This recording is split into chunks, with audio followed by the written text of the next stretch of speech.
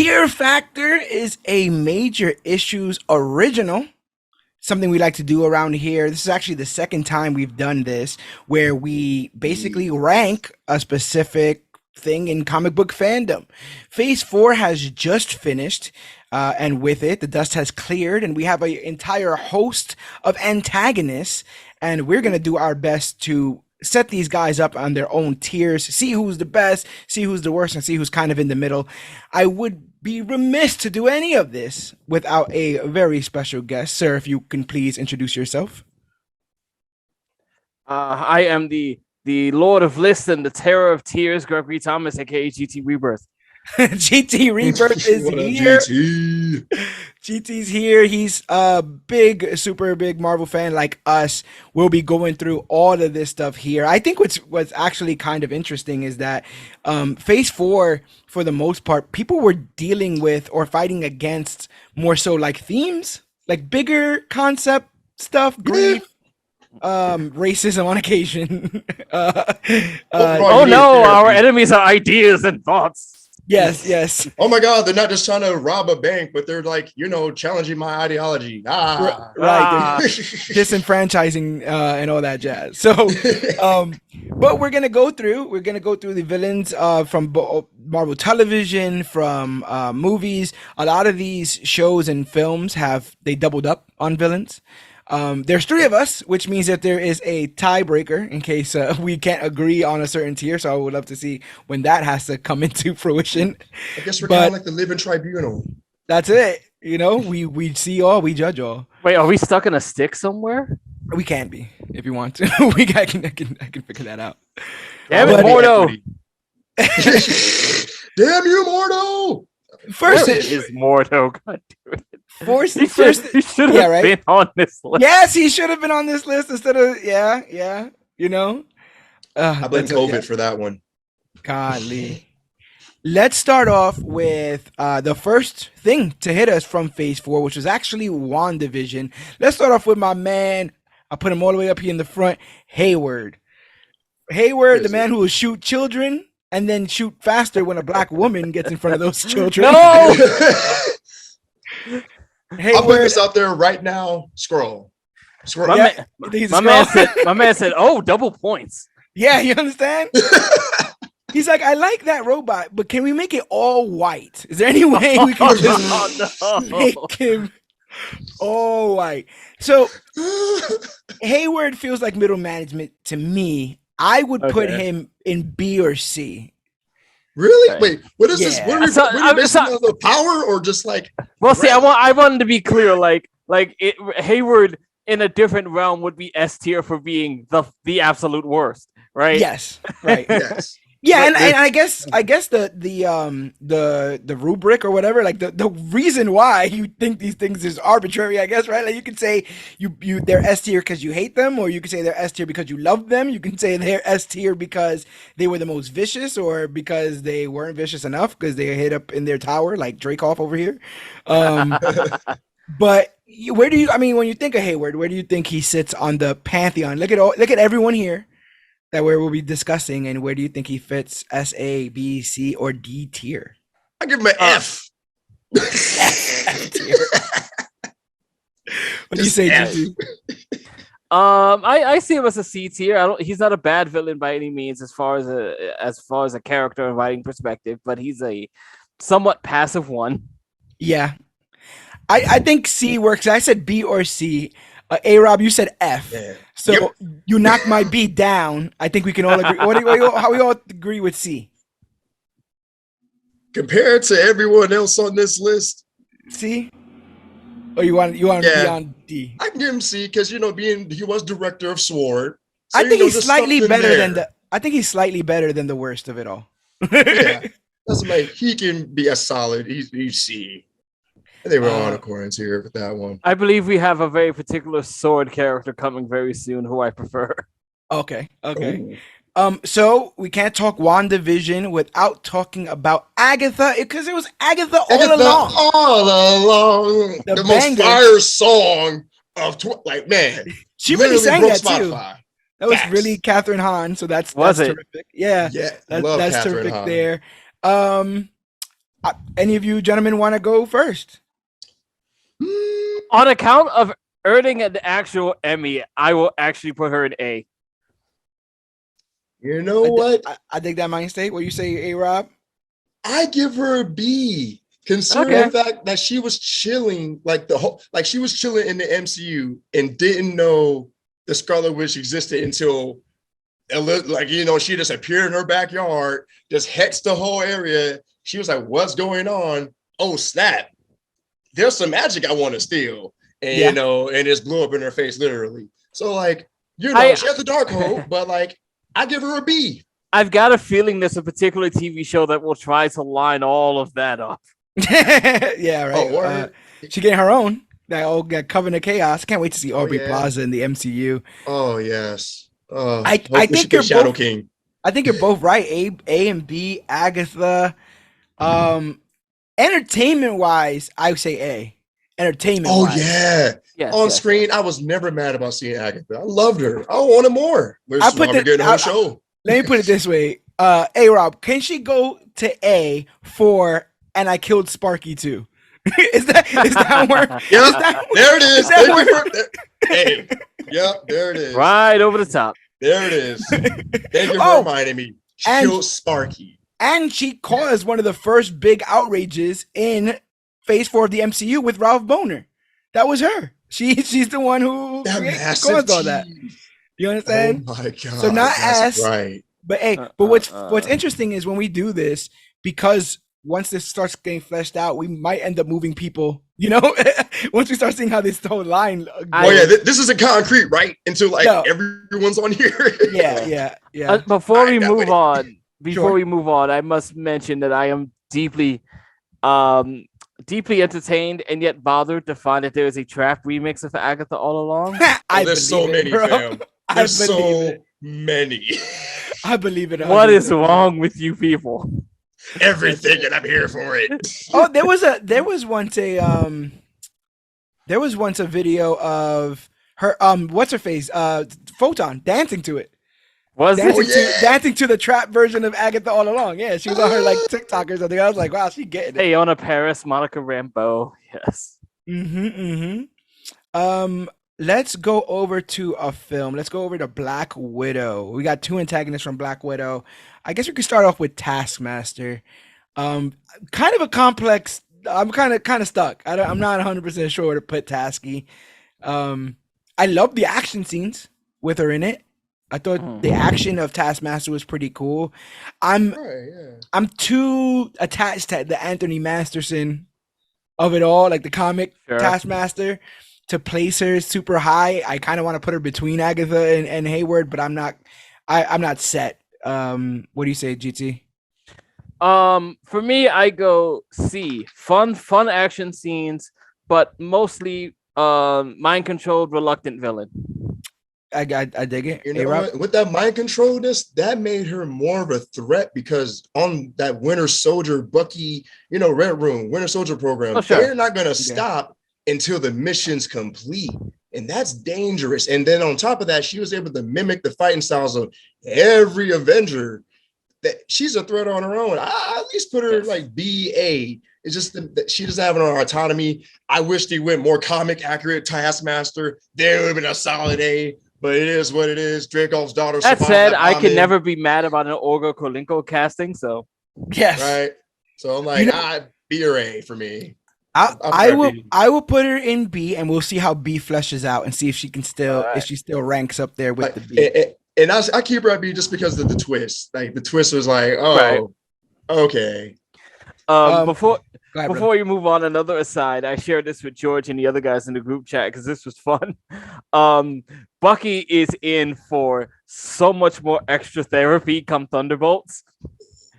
The guy on my right thinks he's Steve. The guy on my left thinks he fought Steve. This knows all Steve's moves. Yep. I need to be somewhere else right now. Over here is the sister of a dead friend of mine. She's on the team.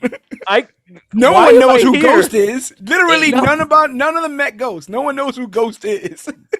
That's the funniest part. They're gonna be like, where'd you come from? Like, who are you? I want to talk to I'm you. Ghost. I want to talk to you. You're the only one here who has nothing to do with my best friend. What are you up to? Like, I feel Look at that what's her name? Valentina de Allegra. Yeah. Contessa. They're gonna skate over her origin. As soon as they ask, like who are you? She's like, don't worry about her. Anyway, so this is the mission. We're going to Wakanda. Yeah, like, yeah. I can imagine it happening. They're gonna do the Wakandan scene. Who are you? And she's gonna say, "I'm Madam Hydra." She's gonna do this. It's gonna have a Hydra thing on her bottom lip. And then Bucky's like, "God damn it again!" Again. Helicopter again, noises. This is all of my worst fears. He's got helicopter noises going on. That just adds to the therapy. He just ends up working for Hydra again. And then Okoye's like, "We have to do this again. Do we really have to do this again?" The Dora Milaje spa and retreat. my broken white boy is back. Speaking of broken white boys, man, Dreykov, what a scumbag. Man, a true scumbag. I hate child trafficking, brainwashing. Say what you will about the movie. Say what you will about the movie, but like the beginning, just the opening credits of Black Widow was just a harrowing for me. I was just like, yo, this is awful. Oh this yeah, like to the right to Teen Spirit. Yeah, that was really jacked up. I have good memories of that film though. Like I know a lot of people didn't love it, but when I think about it, I think of an entertaining film. Black Widow was really good. Like it was really entertaining all the way through it. So solid B+, honestly. Just 10 years too late. Yeah, it just came out at a time where it should have came out like right between Infinity War and Civil War. That's where it should have came out for real. No, Rob. Women don't sell toys. That's what they said. That's what was it Pearl Mutter? Right. Pearl Mutter was like, yeah, we're not doing that. But lo and behold, as soon as they released that Black Widow figure with the all white drip, that figure sold out so quick. It was okay. Wonder Woman sold all those toys and made all those movies. It was okay, Ned. Yeah, with her chicken suit. But like golden chicken. I see what you did there. Goldar. Dreykov goes in A for me. That's a sick being. Yeah, I think he's jacked up. I'm on the fence with A. Do you argue against that, AyyyRob? No, I don't. Like the fact that he was able to go under Shield's radar for so long. There's something there that speaks volumes there, you know. So I'll give him an A. You know, he had the capability to take over the planet. There's something about being so indifferent about the kidnapping and manipulation of young children. Yeah. I mean, watching those kids in that shipping container, that was jacked up stuff. But mostly watching how blasé he was about, you know, explaining and discussing the entire thing. Yeah. I just think of that fat hand in the ring on his finger. And just like, you don't want to cost me. I am the leader of the Red Room. If you don't get your post-Soviet Cold War voting for Vladimir Rasputin-Stein-Nitsky-vich, like, man. He had a lot of soldiers though. He definitely had a lot of soldiers. Speaking of soldiers, what about our new resident super soldier, John Walker? God, John Walker. I'm like bottom right. He's up there, man. Like this is my case for it. I remember like when that show came out and when they showed him with the shield, every subsequent episode, people just started getting angrier and angrier. Facts. And he was even Facts. Yeah. It was such a disgusting feeling watching John Walker hold that shield. Like at first it was like the promos for it was like, oh, okay, yeah. But then once you got to know John and see what he was about through, it was like, you know what it was for me was like, even though in real time it had been quite some time since Endgame, the way the TV show depicts the chain of events between Steve giving Sam the shield, Sam giving the shield to the Smithsonian, and the shield going to John Walker, it was just like, bro, the body's not even cold yet. What are you doing? Yeah. Man. And the thing is, they knew what they were doing. They made it seem like he was like perverse when he held the shield. Like, you understand? Like, he dirtied it. Like, how could you do that? Like, how could you stand where he stood? The darker version of the Captain America theme. Yeah, playing in the background, all that stuff. It's like, it made me crazy. It hurt. I'm saying S tier. I'm saying put the man up there. Ooh. It's my first. I mean, I could be completely off base, but it's my first gamble. I think he was completely hated. He killed the man with the shield. Like, he chopped the man's head off. That was the other image. The shield just covered in the blood. It was just like, man, the face blasphemy, shamed, blasphemy. Take a holy relic and you just dirtied it. He was standing there with the blood on his shield, and you know what song went through my head? Just deception, disgrace. Oh my God! He made us feel shame with the blood on his face. I was just hurt. That's pretty good. That was something. My Fenrir, my dog is up here whining, talking about it too. I know. He knows what it's about. He knows. So what you guys think? Dog really named Fenrir? Yeah. That's amazing. So what do you guys think? S for now. S for now. Like, it was just the amount of backlash. This amount of backlash. It was just, man, people hate it. If I have any real complaint about it, it's only because of my headcanon that U.S. Agent should have been John Cena. But that's also very true. Yes. Same that's here. Also very true. They did end up casting John Cena as another version of crappy Captain America. I'm just saying. Yes. I would have made him U.S. Agent. Do you want to taste it? That's all people want to know. Let's go now to Carly Morgenthau.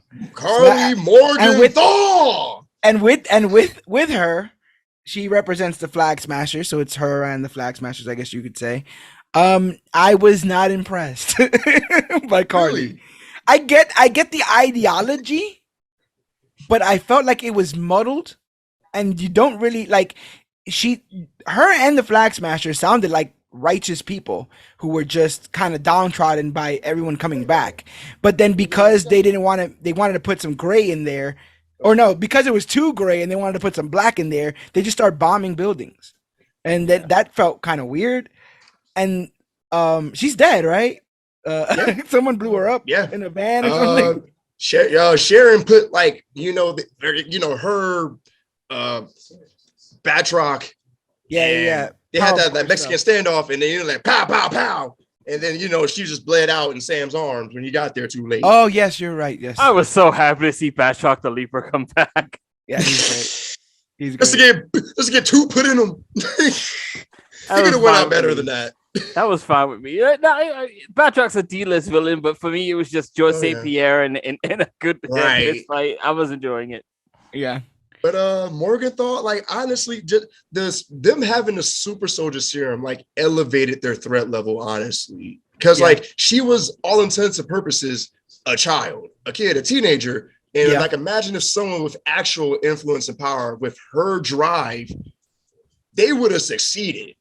Like, that's why Sam's like speech was like, hey, you don't want to see 2.0 because like y'all need to, the speech said it all. You don't want to see with someone who actually, like another Thanos, but with this drive, do what she did. You don't want to see that. But like, but I also feel like she was the least extreme out of the Flag Smashers. Right. That's why I'm like, she was really much moving by the seat of her, like, or she didn't think a lot of things through.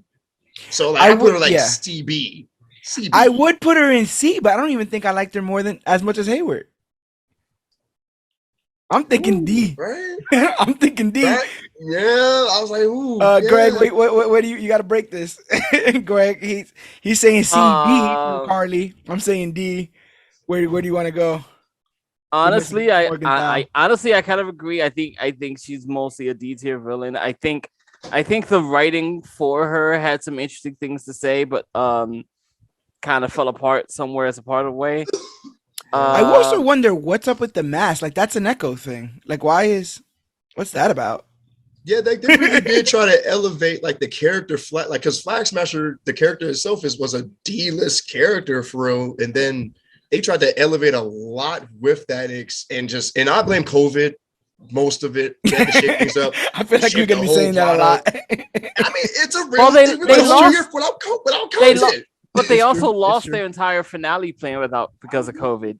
Because it was supposed to be a virus, I think, originally for that show. So yeah. And then it was too close to home, and it was like, it's awkward. Right. Also, she killed my man Battlestar. She did kill Battlestar. No, that dude killed Battlestar, didn't he? The group killed Battlestar. Yeah, because that dude who actually did it. Oh, was it not her? No, it was Carly. Wasn't it Carly? Because somebody came up and grabbed John. Then another dude was about to run up and stab him, but then old boy intervened. But then she pushed him off in this Carly killed them, which is why John killed her friend at the end because she got away. I thought he killed the guy that killed. I thought he was the dude. No. Because remember, Walker lies about it. Oh, he said that he was. I remember. Did it. Carly was holding John. The dude that John killed was the one that was about to run up and stab John because Carly was holding him, and then Battlestar intervened. I just watched it right now. Carly just watched it. Yeah, she killed Battlestar. Yeah. So for being racist, you're D, Carly. For being a black racist, you're a D tier, Carly Morgenthau. You're sitting in the D. I'm just saying, she killed the only dude who was talking some sense to John. Yeah, man. Right, killed his only North Star. Literally, his only North Star. That's it. Speaking of D's, possibly with the biggest D here. Oh dear. Arishem, the Celestial. I have words with thee, basically. So Arishem, just for scale, scope, and power, I feel like we're going B and above. I'm going S. Just because he literally parted the clouds on some Rick and Morty, show me what you got, and just yoked them up and just peaced out. On a singularity teleportation, what? I was gonna say that. Yeah, I was gonna say the party in the clouds wasn't it for me, but it was definitely the travel through black hole. Oh, what? Wait, what's happening? I think I could argue S as well. My thing would be the whole. Yeah, I'm just gonna take you guys and we're gonna talk, and I'm just gonna, there's no options in this. I'm just gonna take you guys because you messed up, and we'll go figure this out later. Right. When they showed him and his visage breaking through the Earth's atmosphere, it was the craziest shit. I was like, crazy. Wow. In IMAX, I got shivers. I was just the scope of it. I was like, yo, the MCU the scale of it just grew. Yeah, just that much. Just having just one on-screen Celestial, just that, and it's I personally put him at S because of how indifferent the Celestials are. They're not good nor evil. They just do, and it's just our perspective is what makes them good or evil. And they're just doing what the universe does: creation, destruction, life. Proliferate. So that's that D I was talking about. The creation. Greg, what do you think our boy Arishem should What I appreciate about that camera angle is just that we get to see the absolute scale and size of the Celestial, but anyone on the planet is just like, what's that? Yeah, what is that? What's going on now? What's going on now? What did the Avengers do? God damn it! I moved out of New York to get away from this. Right? You so just move out of New York, you move to South America or Europe to get away from all the craziness, and then Celestial just genitalia in your face. Can't go to Lagos, can't go to Sokovia, can't go, what I'm saying? Can't go to Madripoor. Yeah, man. It's all this crazy. GT, where do you think our boy Arishem should go? I guess for scale and for potential, you may as well put him up for S at this point, but not much has happened yet, but much will. It's almost that, right? And there's somebody else on this list that I feel like I get the same kind of vibes from, but we'll get there. Crow. Now, if only we can get somebody to talk about the Celestial Ocean. Yes, please, somebody mention it, please. Crow, guys, Crow, eat Crow. What the deviant who can take powers. He killed Gilgamesh. Spoilers if you haven't seen Eternal. Right, he killed Gilgamesh and Ajak, and almost a couple to of be them. to be fair, somebody helped him kill Ajak. This is true. Who will be our next person? I didn't really dig Crow all that much because it was very obvious that he wasn't the person that was going to be revealed to be the ultimate villain. He's almost a red herring in that film. A little bit. I wanted to, once it got to the point where it seemed like Krill might have had something interesting to say, and then he never gets there. He gets sliced up by Athena. Like that, right? That speech where he says right there, I'm like, oh my God, this is pretty cool. And then he's gone. He's done. I wholly agree. Like, he had so much potential because in the comics, he was like the love interest of Athena. And that's kind of what like put her at odds with the Eternals, because you know what their agenda is, to get rid of deviants. Right. And, like, they kind of just completely like skated that under the rug. But for that moment before the slice and dice, we had a little moment of that from the comics. Yeah. But like his threat level, if he could have absorbed all the Eternals, man, he would have been a whole Avengers threat. But like, if I was portraying the movie, I'll put him at like D. You think a D? What are you saying, Greg? D. Yeah. Like I said, I think there was almost something interesting about how like the job you're doing was supposed to be our job, and now you're just being, used, and you're gonna get passed around too. But they killed him before he could say anything. Yes. Yeah. He said he did have like a pained, traumatic backstory. Like the idea that he's bred for a certain thing, almost bred to be killed in a certain kind of way, and fighting against that. But it's very dark side. Yeah, ultimately not dark side, Doomsday. Yeah, ultimately there was no statement made though, right? Like they didn't. No, there was really wasn't. Period at the end of that sentence. It was just like, isn't this a cool concept? This may shock you guys. I super dug Icarus's arc. There's something about a devotee that is that devoted that just interested me. Like, he's just all like, you guys all said we were gonna do this, and now all of a sudden, don't want to. I'm still totally gonna do this, and I don't really care who stands in the way of that. I blame that on George's issues with the Batfleck, who said he was gonna do a thing until he suddenly didn't do a thing. That's it. Hey man, follow through. I'm all about the follow through, man. I'm totally all about the follow through.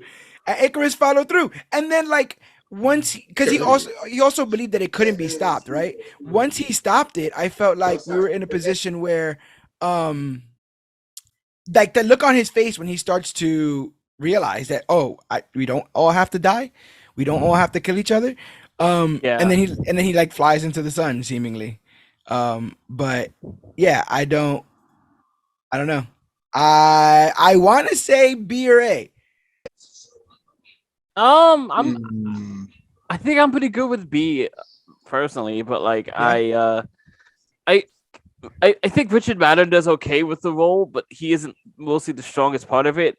And you really find out that like he's been playing his role as much as he is. The twist that he's the one that like had a large hand in killing Selma Hayek, you know, is interesting. But like, I don't know, you just sort of find yourself watching him play like what do you call it? Devoted Catholic Superman for a while until I was really about to say like some version of like a corrupted Superman.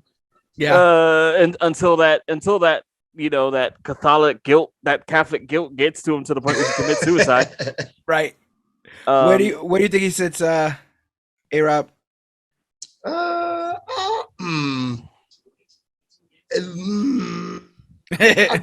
B tier. Yeah, both said B. I think we could put him in B. Even though I think he's better than Taskmaster, so I'm gonna put him I'm put him as a high. Put him ahead of Taskmaster. Yeah, he's a high B.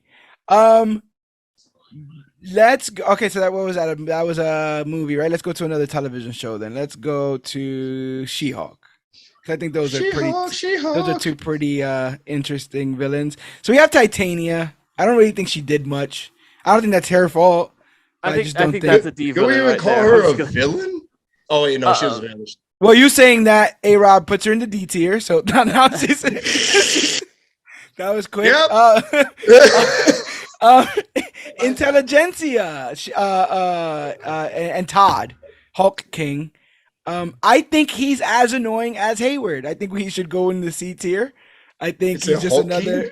Yeah, Hulk King. I think he should. I think the sex tape stuff is Rob devious clearly enough. has feelings about this show. I have a lot of complicated feelings about She-Hulk. They brought Reddit to the MCU, bro. I think that.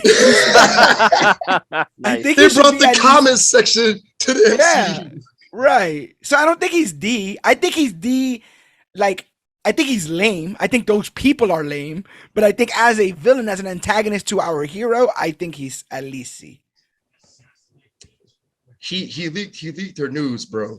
The sex tape, bro. That's disgusting. Yes, he did.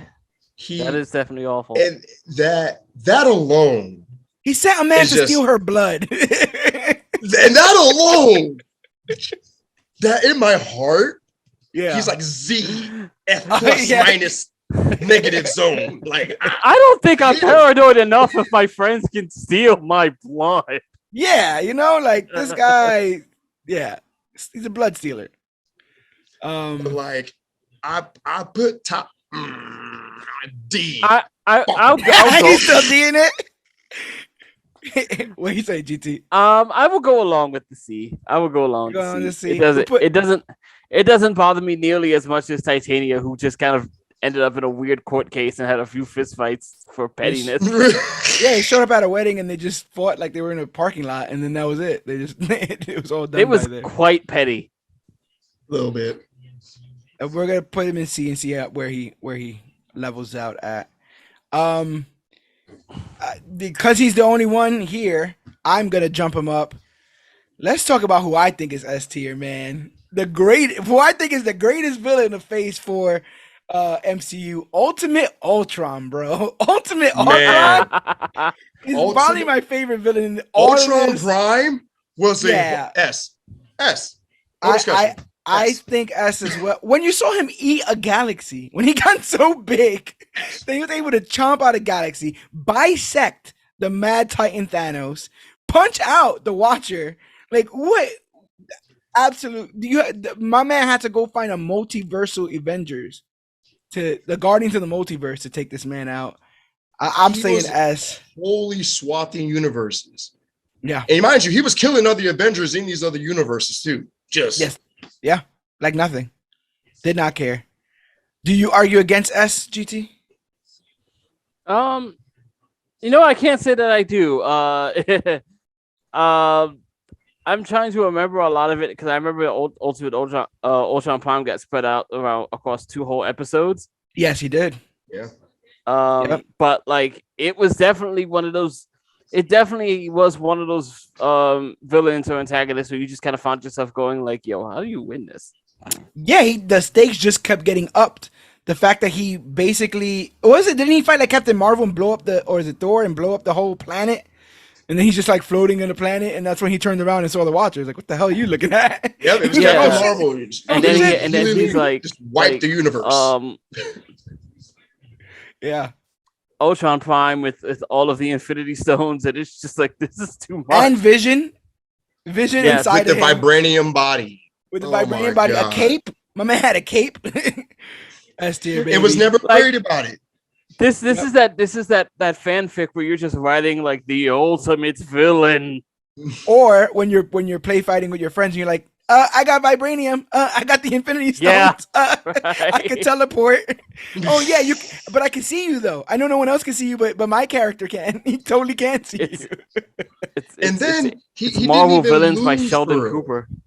He didn't No. even lose for real. Like That's it a good took point. like a whole cop out of like Killmonger taking the stones. Wow.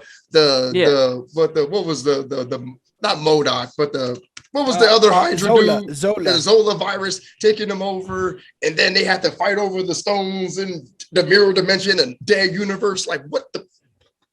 I thought took the all Zola that. stuff was super funny. I thought that stuff was super funny. They didn't Oh, necessarily no. defeat him, but they did win the day. Yes, and I think he might come back. To be honest, I think we might be Facts. doing this again in Phase 5, and we'll see where my man goes from there.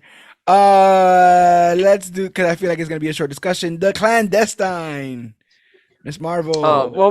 Before you move on though, like I actually because I'm trying to rewatch the clips now.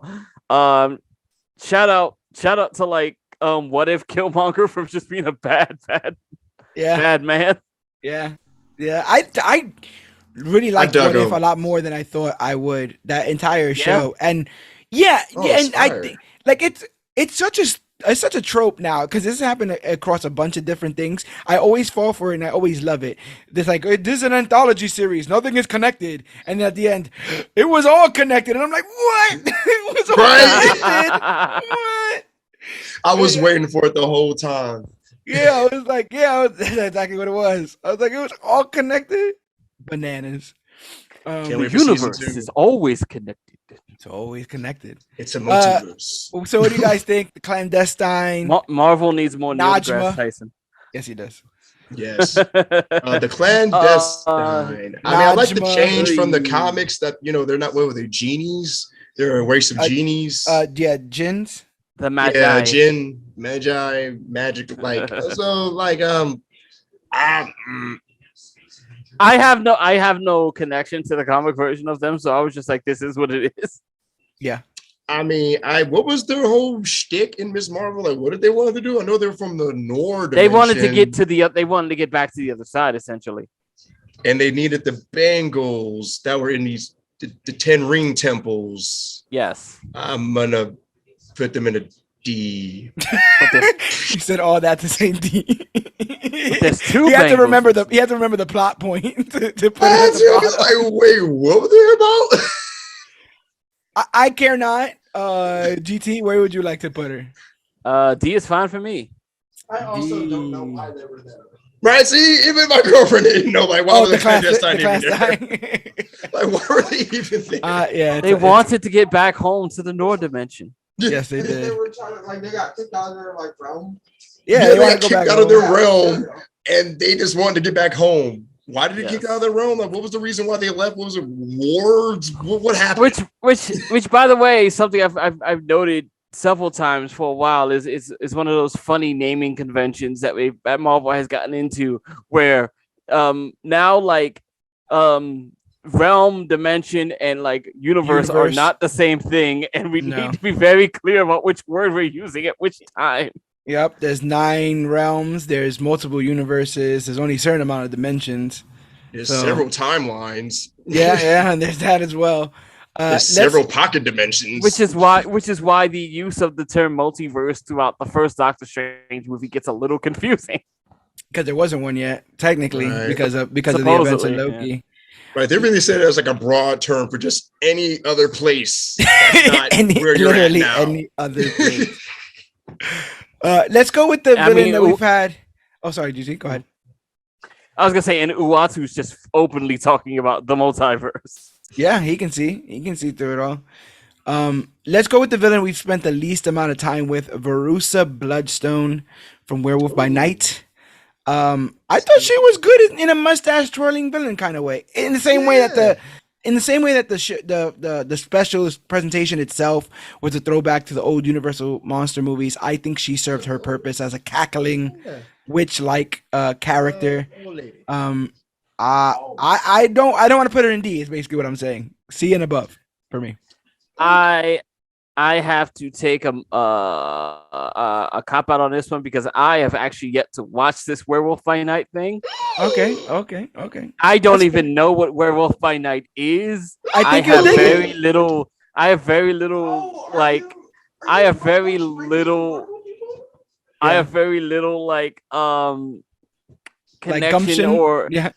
connection or experience with like the monster movie thing and okay. Other side of that, I assume this woman is supposed to be connected to the Elsa Bloodstone of it all. Yes, she is the wife. She's Bloodstone by name, where Elsa's Bloodstone by blood. Elsa's father dies, and so the Bloodstone, which is used to hunt monsters, is put up in a first one to get it kind of of monster killers. And so she's the one who kind of Understood. concocts all this. But she realizes there's a monster in their midst, and she becomes quite villainous. So with just my opinion, A-Rob, of saying it should be C, or at least at the very least C. Where do you want to put Verusa? Put her as C just because of like how much mystery there was around her. Like clearly they've been doing this for a really, really long time. So it's like, she probably has some skill, some deception skills, and some killer hunting skills. So, she was a threat. She was a threat. Yeah, and I also, with the way she was talking about Jack, Womp womp. the way she was talking about Jack, I was like, she hates monsters. Like the way she's disgusting. Yeah, Oh my God. she had a lot of conviction. Like she just really just hated monsters. I'm like, man, she probably killed some really innocent monsters just out of just xenophobia. Just monster, bow.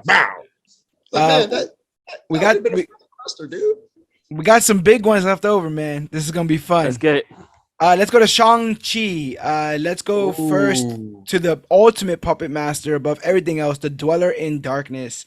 I had to put him here because Wenwu wouldn't have done anything that he did in this film towards the end if it wasn't for this mysterious dark force. That I think the design is pretty cool. I saw it in the comics. It looks way different in the film. It looks entirely different. It's just like an octopus-faced man, I think, in the comics. It really looks like Cthulhu, like a blue Cthulhu in the comics, but in the movie, it just tentacle dragon shadow looked like a Yu-Gi-Oh card live action. Like, yeah. So it was kind of like a cross between. It was kind of like a cross between that and like Fing Fang Foom or something. Right. It was like a Lovecraftian creature, honestly. It looked like that, like the dragon tentacle monster that was in the beginning of Guardians, but like a shadowy dark version of it. Yeah, because like it stole souls and it had that same rainbow blast effect out of its mouth. Like, yeah. So I'm like, are they the same thing? They're from different dimensions. Is there the same things? Is this what happened to Kevin? Kevin, I need answers. But Dweller in Darkness. It's a shame. It's a shame Drax was not there. He would have been very excited to fight Fing Fang Foom. Yes, he would have. I agree. I just put Fing Fang Foom in it. Yeah, right. I was hoping his ass was gonna pop up. That would have made more sense, actually. I think he's not. I don't think he's long for.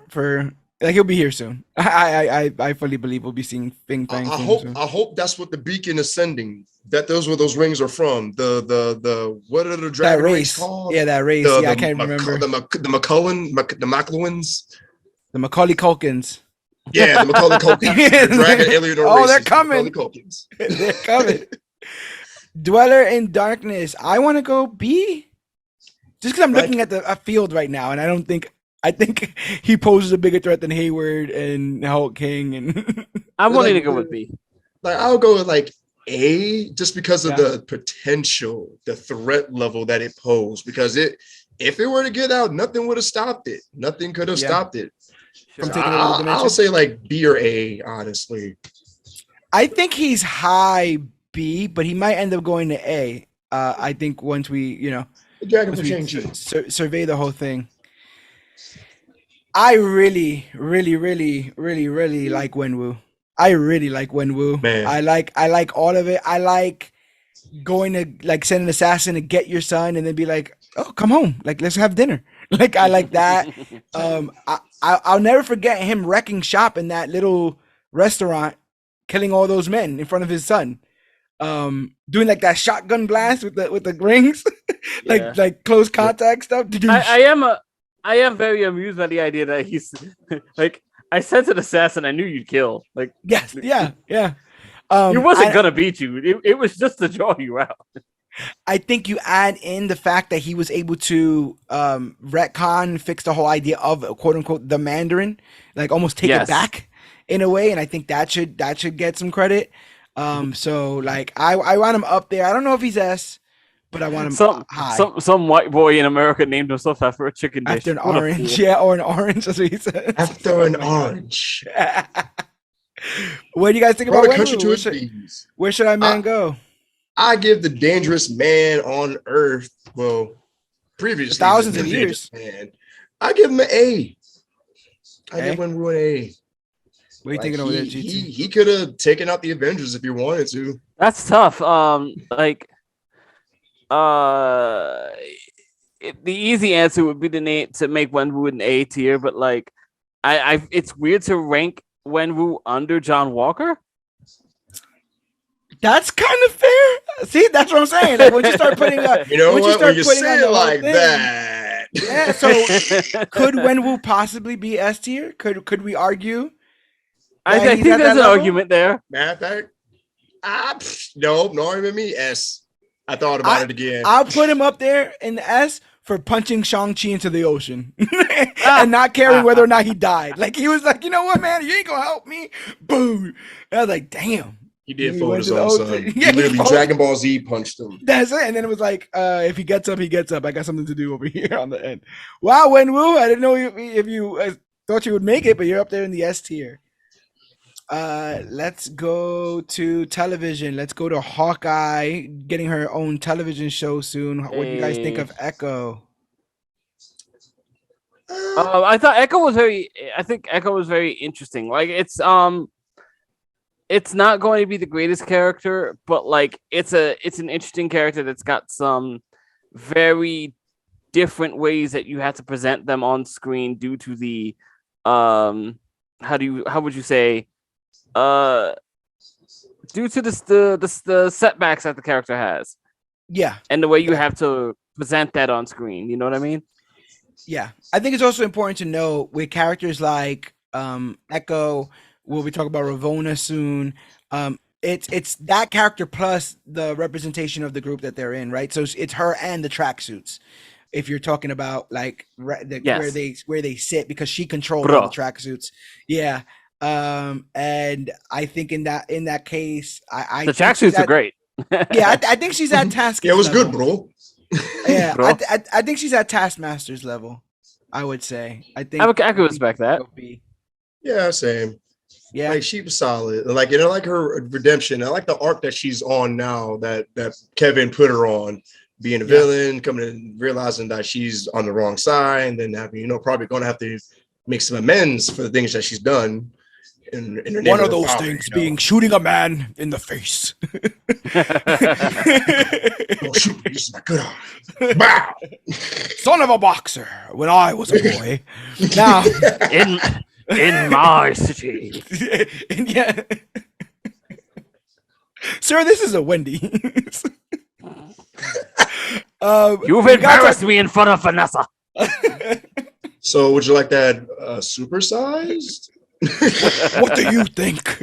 When I was young, my father. Sir, we don't have time for all this. So, okay, now this is a debate I want to have with you, gentlemen, because next up is Kingpin, but we have to sort of divorce all of our knowledge of the Kingpin from Netflix, correct? I agree. Yep. So with that being said, until there is some very solid and indeterminable, or rather undisputable information evidence that says he is in fact the same one. Right. Considering that man got his ass whooped by a blind boxer and then took a bullet to the face. But certain discrepancies aside, I think we have to take this independently of the Hawkeye series. Okay. Then with that in mind, where do you go? I think he's still very good. Like, one cannot doubt just the power of Vincent D'Onofrio's performance as Wilson Fisk. It's still there. He is maybe a little looser. Am I getting this wrong, or is it revealed that he was the one who set up the whole Yelena thing? Was that him, or was that the mom? Rob? I think he's going back when Yelena was trying to kill Hawkeye. Yeah, Valentina put her up to that, but who put Valentina up to it? I almost remember Yelena being like, "This is the guy who told me to shoot Hawkeye." I feel like Yelena told that. Yeah. Kingpin put her on to her. So putting a hit out on an Avenger, I think she goes at least a level above D. If you're putting hits out on Avengers, which is interesting, because in the movie it's Valentina who puts her onto it. Yeah. Or at least points her in the direction of Clint. and like she knows of, I guess, Fisk, or Fisk has his hand in that pie, which is what the hell does that look like, right? Right. So that's super interesting. I don't think that Echo should be above him. So now we're using the actual ranking structure here. I don't think Echo should be above him, and I do think that he's better than Hayward. Could we? You know what's crazy? The reason why I put him at C, borderline D, is because of the tracksuits. They were so incompetent, so goofy, so not they like always the are though. In the previous, like yeah. in this previous, like, it's kind of comic accurate that the tracksuits are incompetent. Yeah, but it's like, bro, if this is going to be the Kingpin come into the MCU, he did get hit by a car and shrug it off. Right, and rip a car door off too. So I'm like, okay, so he's and then took a bomb to the comic book accurate, strong, but he's not brutality Netflix, know. And I think if we were talking Netflix, we're talking A and S. But since he's not there, I wanna. Can I convince you to do B?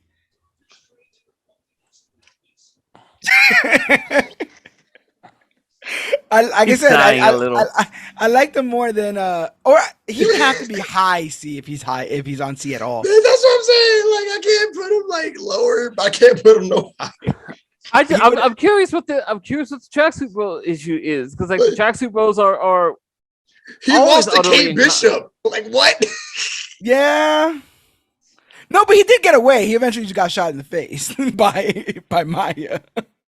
That's what, like, he fought Spider-Man hand to hand and survived. He's fought Luke Cage. Okay, that hasn't happened in the movies yet. This is fair. That hasn't happened on TV. I'll acquiesce for now, and we'll see. We'll see if I can. He's fought Punisher. That's happened. We'll see if I can convince you some more later. Yes, but we don't know if that's the same one yet. This is true. Let's go back to the world of the silver screen. Making his triumphant return, Willem Dafoe as Norman Osborn, the Green Goblin in Spider-Man No Way Home. I think this is A or above for me, but I'm also bringing in all the stuff from over there. But I can, because he is. So that's S tier for me, to be completely honest. S tier for me. Willem Dafoe's Goblin is S tier. He came through and folded Peter once he saw these aren't curses, they're gifts. Like, and they're like, come on, Peter, too. We can have to keep it. Like he was a menace. There was something so amazing about the chief villain of Spider-Man 1, one of the biggest firecrackers that set off this comic book movie boom, coming back over a decade later and still being the best Spider-Man villain they have ever done in these damn movies. Yeah. And the whole Norman's on sabbatical, like all that shit. Yo, like, Norman's on sabbatical, honey. To this day, there's still an argument over whether or not it's Norman or Gabi the entire time. Yeah, that's true. Facts. There's some like key scenes in the where you can, with the gap being there or the gap being gone. That's the key telltale. Oh, the sure, but is it like? But is that Gabi lying in wait, or is it like? Right, is it Dormant just waiting to pounce out, or what? Oh, don't do that, because like then I have to go back and see, like, was he sweating? Was he turned thin? Wait. Oh Lord, don't do that. GT, don't do that to me. For stealing donuts from a shelter, he goes to S tier. He goes to S tier. For starting off like being Spider-Man's just number one in 2000, and then being the ending close chapter for the beginning of Tom Holland's origin, is S tier. S tier. Just also, how they tied it all together. And he stabbed Toby. My man tortured three. What? Stabbed Toby. He stabbed Toby, man. There is only one Green Goblin. He tortured all three Spider-Man. That means something. Yeah. No, that is true. When you say it like that. Yeah. I do not accept that thing that they did in Spider-Man 2 with Dane DeHaan or whatever. The Goblin disease. Yes. Goblinitis. Goblin. If COVID, only I cured Goblinitis. Goblinitis. So I swear I've seen like 8 episodes of Futurama, so I'm glad I get that reference. Yeah, you know, you're right about that one. So this is gonna be a sore spot for everyone involved because I do believe everyone involved was first introduced to this character in the beautiful Jason Aaron. Can we just skip this? We gotta talk so about. I don't have to relive the pain. We gotta talk about the. I'm with you because I love Jason Aaron's God of Thunder. We don't have to talk about this, no, George. The way they butchered him, but we have to. It's our duty. They butcher the butcher. We will discuss that now. Where do we put? I would discuss this. You set that up. I hate you for it. Where do we put Gore the God Butcher? Was he butchered, gentlemen? Where does he say? Gore the God we put him. Butcher. We put him under the list. Oh dear. We shall bury him in the list. We bury him under now, the list. The lowest I'm willing to go. On paper, he should have been an S. But on film, he was an F. The lowest I'm willing to go is C. I don't think he was worse than Titania. You know, that being said, I would go as far as like a B because he did run across the cosmos and kill many pantheon of gods and whatnot. He cut off the head of a creature in front of a bunch of children. and then threw the head at them. And he threw the head at them. He literally was the hashtag fuck them kids. Like who steals kids? I'm willing to go C, but I'm bitter, mad, and petty. Bitter mad. I get that. In another world, he definitely should have been S tier. Like fully fleshed out the way that it was and taking Thor to his limits. Yeah, definitely should have been S tier. I feel interesting just because like I remember coming out of that movie and just going, I understand what Yogi feels because they came for his story and then they came for mine and now they're going and I don't know what's gonna happen because first like Hemsworth is gonna take time off because he's got some health issues to deal with, but also like Taika might not be back, so maybe they won't come for somebody else. But let's hope. Let's hope. I mean, I'm hoping that with Thor 5, they just jump skip like 10 million years in the future. Just boom, old King Thor, old man Thor, King Thor. Yep, with the 3 daughters. Yep, and just in Galactus, the Necro Devour Worlds, or just Necro Loki, or just Ego, whatever villain. I just want old man King Thor fighting old man Phoenix Logan, maybe. I don't know. Or oh my God, Phoenix Logan, Iron Fist, Supreme Doom. Like only if you could bring back Ultimate Ultron. Ultron Prime, please. There it is. Oh, there it is. He just fights Ultron, Supreme, Iron Fist, Ghost Rider, X-Mutant Prime, Ultron. Maybe you get old King Thor with the Kang War, Kang Dynasty, or whatever. What's that? That would be really cool. Kang Dynasty. There's been so many rumors between the Council of Kangs, the Thor Corps. Like, man. Yeah, Secret Wars, Thor Corps, man. They're right there. Right. But all that would be a freaking tree with a hammer. all of that will be revealed in due time. And speaking of, I hate you. Time.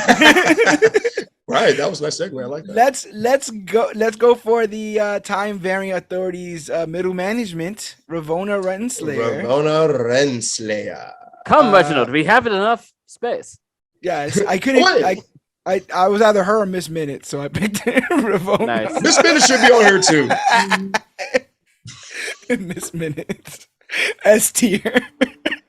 Tara Strong's always S tier, bro. I was thinking the same things. I think Tara Strong might always be S tier. Tara Strong needs an actual like physical role in one of these things. Yes. Honestly, her and a lot of famous voice actors. They need a lot more AI roles. Well, I know Tara does actually do some screen acting, so like it's not like she's out of her field. Right. But personally, Renslayer, considering her like relationship with Kang in the comics and with their new relationship in the new like origin of Kang, I would give her a C. That's kind of where I'm sitting. I don't think she's minus D, like C minus. C minus. Oh, you heard that? Yes, I did. Yeah, we both did. Loving the input, bro. Loving the input. It's a collaborative effort. It's a collaborative effort. Rob has a very hard time separating the things he sees from the things he knows. And things he wants. Because we don't know if they're in love yet, bro. She walked out of the time door. We'll see what's going on there. But I think C is right. I can be charmed to go higher if you want to go higher, GT. But where do you think Ravonna should sit? I don't.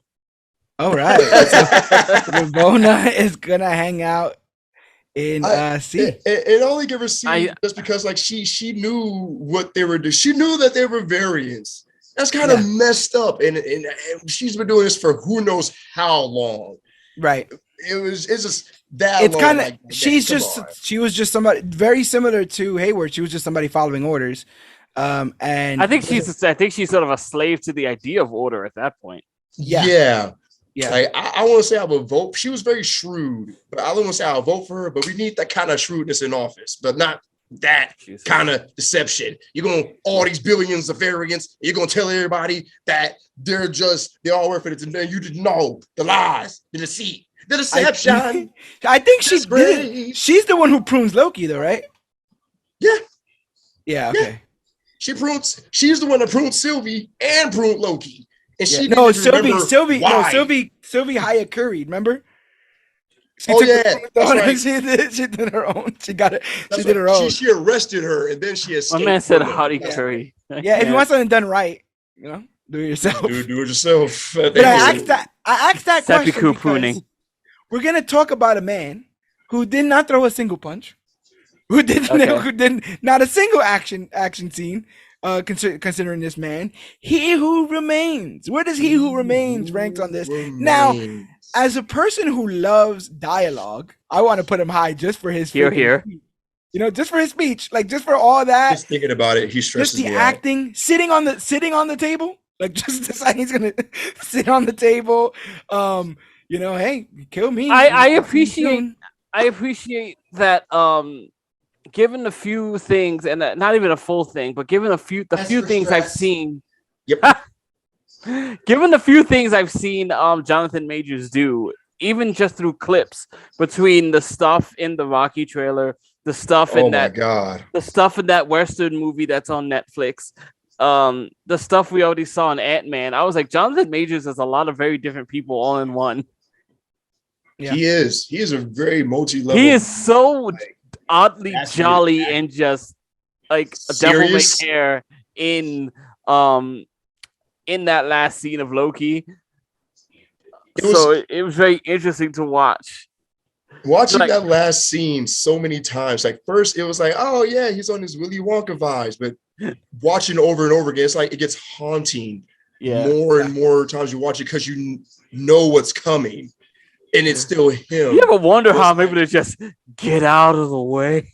Yeah. I just think he just plays it as a man who knows everything, who's been through everything, who's known everything, who's existed, and is almost bored with the it of it all. And he does it expertly, The one time where I found myself really impressed with it is that moment where crossing the threshold.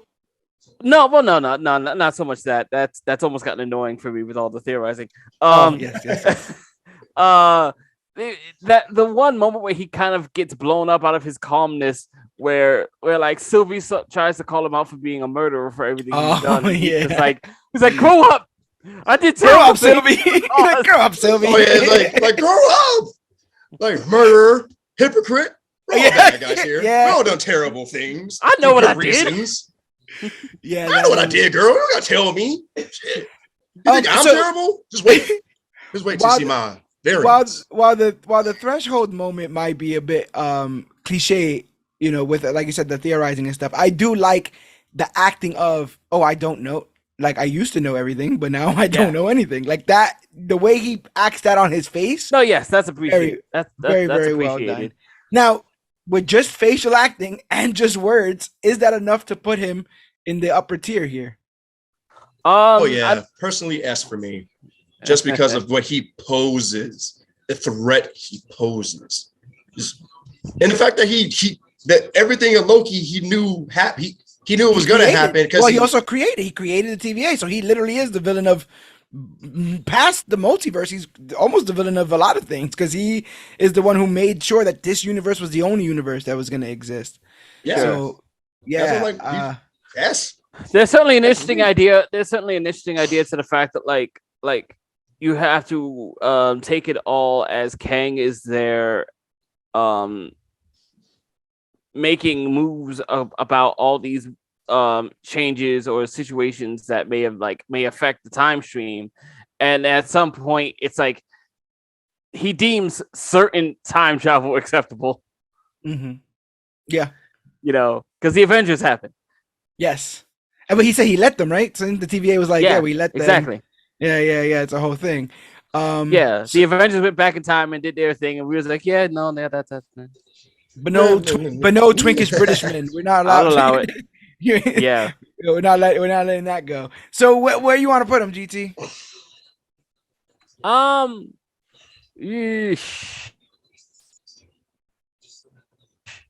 I guess I don't know. I'd want to put him in A because it's so little of it. I know it's a fantastic. It's a fantastic scene, and there's definitely something to be said for its potential. But like I'm uncomfortable with the idea of putting him in S tier when he's same. The totality of it is one scene. I'll put him at A because he really didn't even do anything in Loki. He was just imposing, threatening. Yeah. Well, I agree, and I will also say this.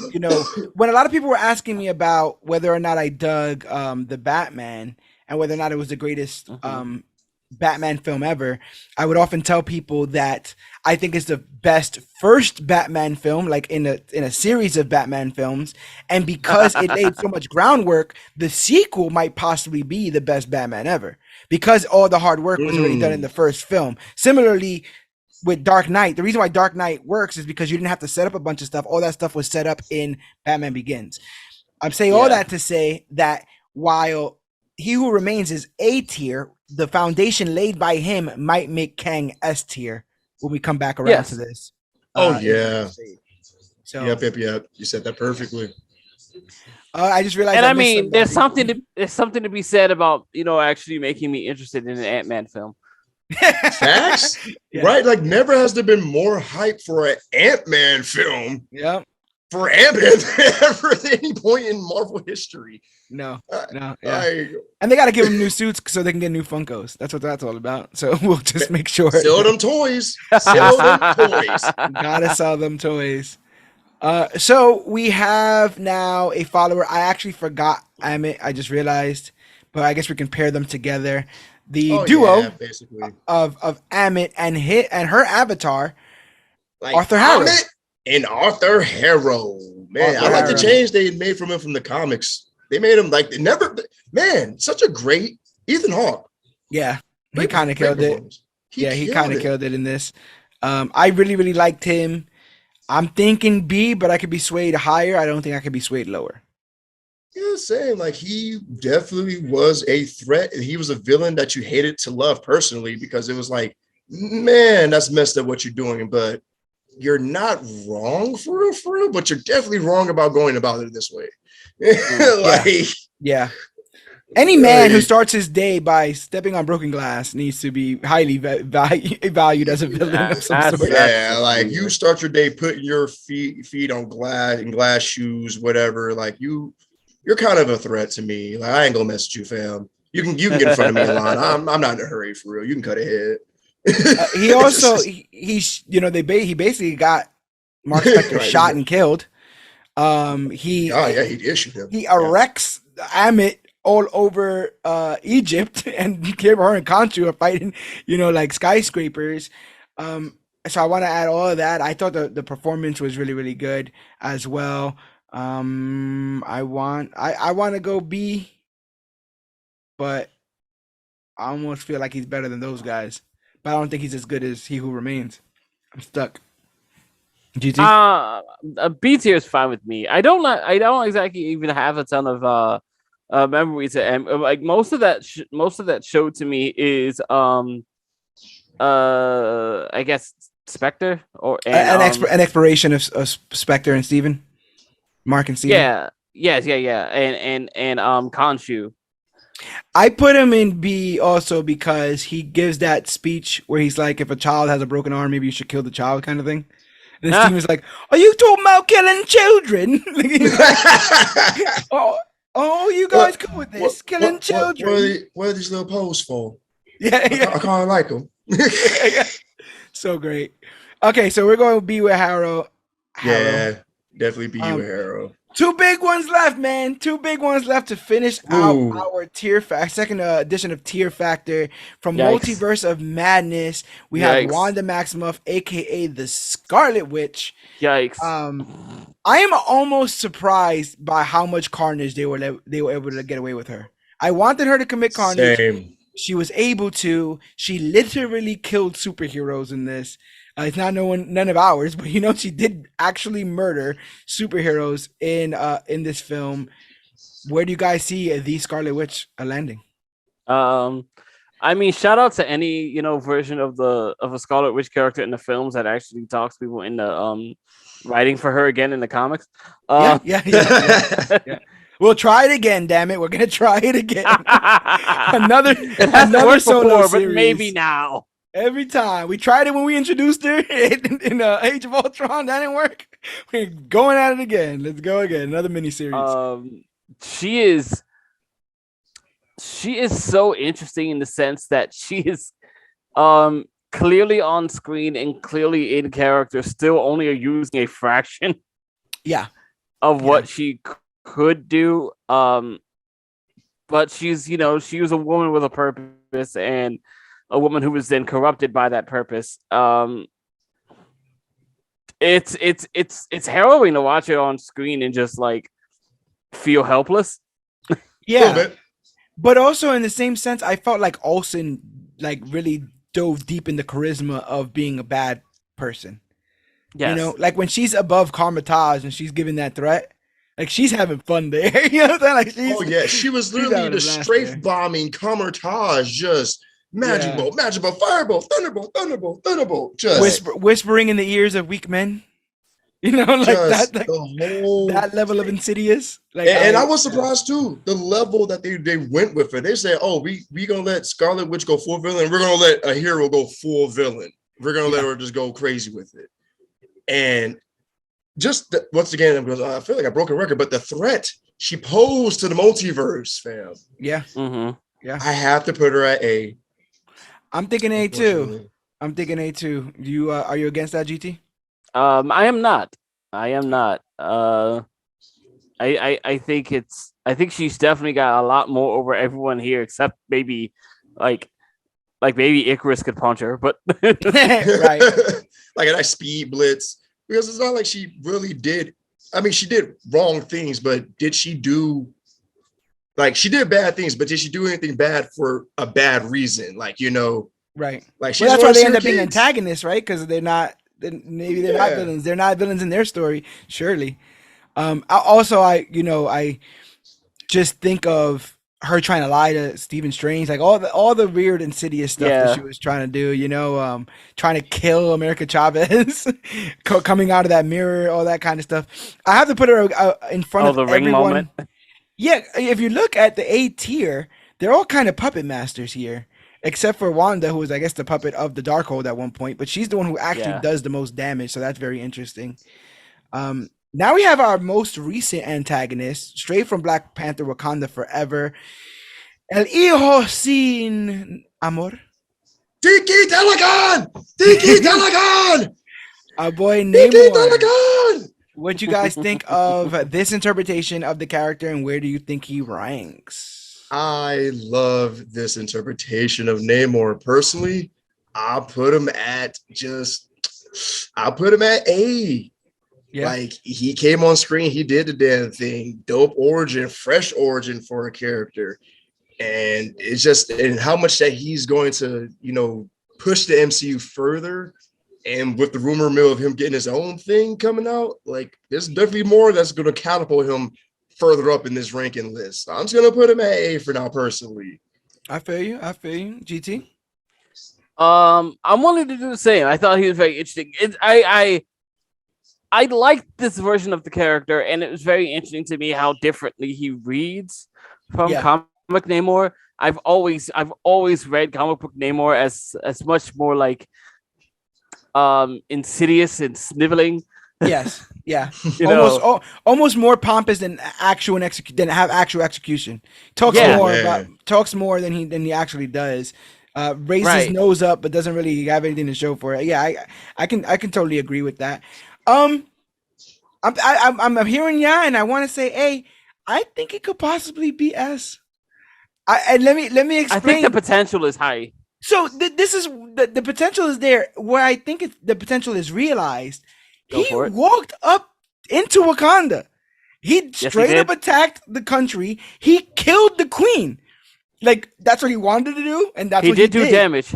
Yeah, that's what he wanted to do, and that's what he did. No one has ever done that to that country before.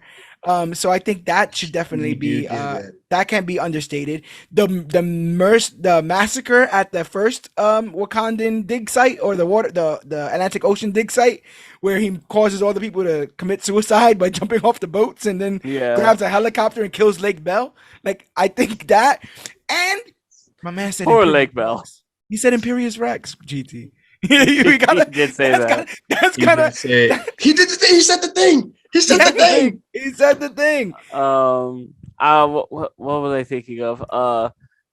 I not only does he like murder the queen, but he's very interestingly cavalier about it. Yeah, you're queen now. By the way, I'll be back in a week. Get Like- this shit in order, and I'll be back.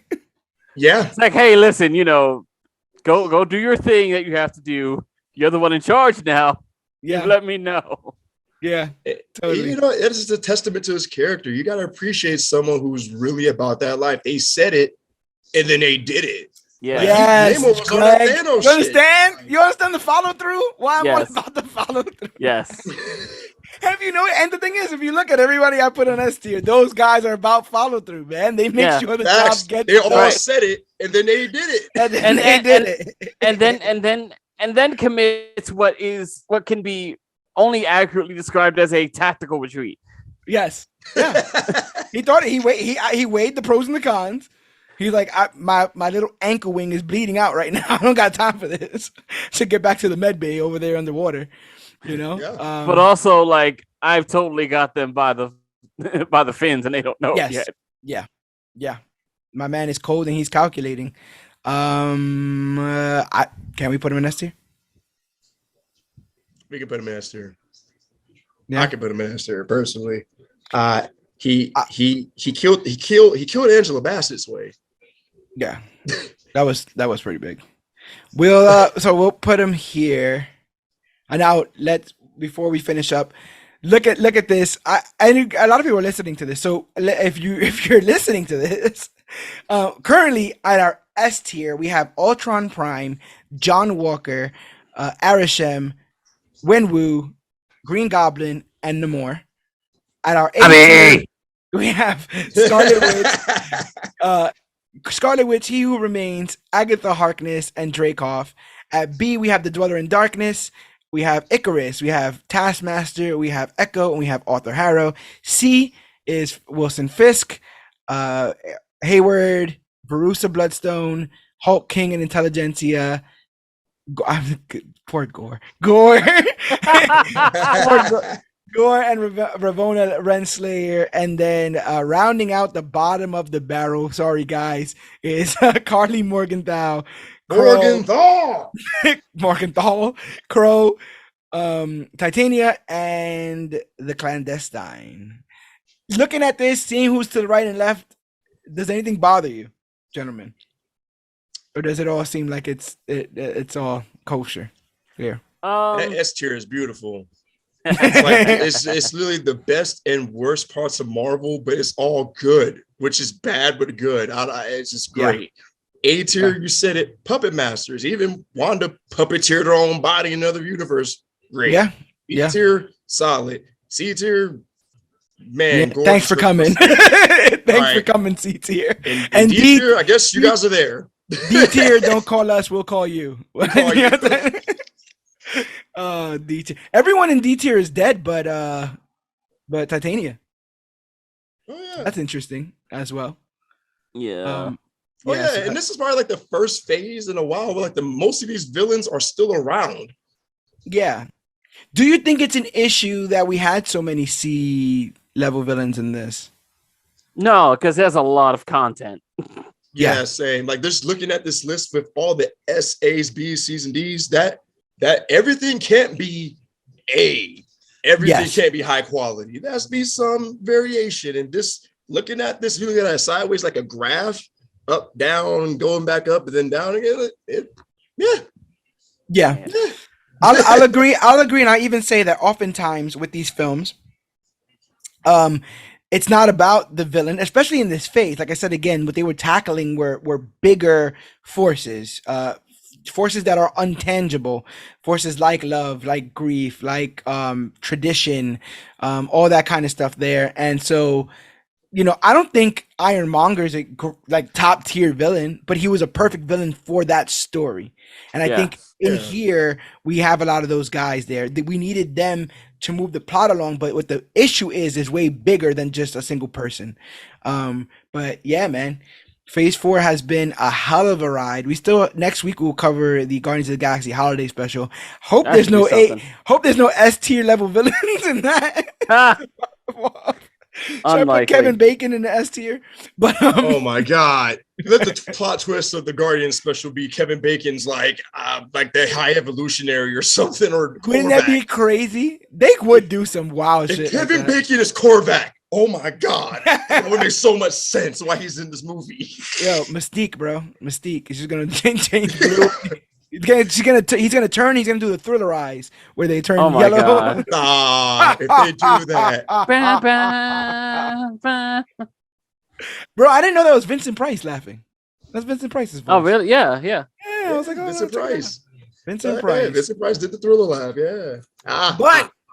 But guess what? You guys got all of this for the very, very low price of free $99 as part of the Major Issues podcast. We do this stuff each and every week for free $99. We'll talk. We're gonna talk after this. I'm just kidding. How do you feel about OnlyFans? So let's. Oh dear. Oh my. Oh my. Oh my. Good evening, Mr. Castle. So we're going to put a pin in this and join you guys next week for our Guardians of the Galaxy holiday special review. But the perfect thing about this, especially this, Phase 4, if I'm not mistaken, is the first phase where we have tackled literally every property as it's come out as part of the Major Issues podcast. Every single film we discussed today, every single show we discussed today, we went in depth with our recaps and reviews, and all of that is a part of the Major Issues podcast. And the first place you can find the Major Issues podcast is comicbookclique.com. It's the one stop for all things Comic Book Clique, merchandise designed by us, articles written by us, and it's where you can get to our shop, our Teepublic Store, where if you purchase a piece of Comic Book Clique merchandise, we get a bit of a kickback and you get to own a piece of merchandise exclusively designed by me. Every episode of the Major Issues podcast exists at comicbookclique.com, but Antar, you're already listening to podcasts on one of your own podcast apps. The great part about this is the Major Issues podcast is available wherever podcasts are found. That's Podbean, Stitcher, Podcast Addict, the Apple Podcast app, the Google Podcast app, Spotify, TuneFind, YouTube. We're all over. I believe we're on SoundCloud. If not, check Claw. Claw probably has us. He's subscribed to us somewhere on SoundCloud. But yeah, the quickest way, Google Major Issues podcast, and we are the first ones to always pop up. I'm very proud of that. We got that our footprint in the Google landscape. So go ahead, if you want to follow the podcast, follow that. But in all honesty, I want to hear from you guys. We broadcast this part of the podcast on Facebook. We're trying to get more interactive, so make sure you're following us wherever we are on social media. That's facebook.com/comicbookclique, Instagram @comicbookclique, or you can use that hashtag comicbookclique to talk about the newest, hottest, latest, and greatest things to come to comic books and comic book media. We're also at Major Issues CBC on Twitter, and patreon.com/CBC Clubhouse is where you could not only help us keep the lights on and afford the hardware and the software we're going to need in the future, but you could do all that for 10 cents a day, $3 a month. and help support content creators. I was gonna say like ourselves. No, help support us, just us. Don't support nobody else. We need all the help we can get. So go ahead and consider doing that. I'd be remiss if I say, we're tackling social media, we're tackling the audio realm. Right now, we're tackling the video realm. This is actually going to be put up on our official YouTube channel. So look for us on YouTube. We've split our efforts. Tackling video games is actually AyyyRobTheMarvelGod. Tell the people where they can find you. Yo, y'all can find me on Twitch at Omega Avenger 26. That is Omega Avenger 26, or The Last Avenger. I'm also on here on Instagram, Facebook, Twitter, Snapchat, all the social medias at AyyyRobTheMarvelGod. That is AyyyRobTheMarvelGod. You heard the name. Yeah, he is killing it over there, and we might be doing some content on Twitch soon. So let's keep that there. GT, I know you're all over the Twitter sphere. I know you do a podcast once a week. Would you like to tell the people where they can find you? Yes, you can find us over at the a part of the Delphin Pod Network for Dirt Sheet Radio, where we discuss the week's news in professional wrestling and all sorts of rumors, results, reviews, and all out tomfoolery. We're just three guys who love professional wrestling and probably need to be contained by a much better editor. Yeah. The occasional Nick. It's always a great time. The occasional slandering of Nick Aldis, and if you're a Linkin Park occasional fan, slandering of Nick Aldis by our esteemed host Yogi. Occasional slandering of the Young Bucks by myself. And some singing of Linkin Park on occasion. I've heard on the podcast. There's a lot of singing. Whenever there's an opening for song, we will take it. Well, that's where you can find these talented men. I want to thank you guys for being a part of this. It was super fun being able to rank these antagonists. I try to steer away from villains. But yeah, make sure you're following us. Tell a friend to tell a friend. That's how this thing grows. Consider rating and reviewing us on iTunes. It's the quickest way for our podcast to grow and find out what you guys like and what you don't to help evolve into the future. I've been to the future where we do become the latest and greatest thing to come to comic books and comic book media, but I can't tell you how we do it, because if I do, then Carly Morgenthau becomes an S-tier villain, and I don't want that to happen to the timeline. Oh, geez. So we're going to keep things exactly where they are and keep your finger on the pulse by following us, Comic Book Clique, wherever we are. And to that, I say that my name is George Serrano, aka The Don. Yo, it's been your boy, Aaron Robertson, aka AyyyRobTheMarvelGod. I'm Gregory Thomas, aka GTRebirth. And this has been our tier factor for the Phase 4 Marvel antagonists. And always remember, whether you were giving a super soldier serum, whether you have 10 rings, a Reddit account, whether we can't tell whether you're the regular version or the version from Netflix, or you're a boy sin amor.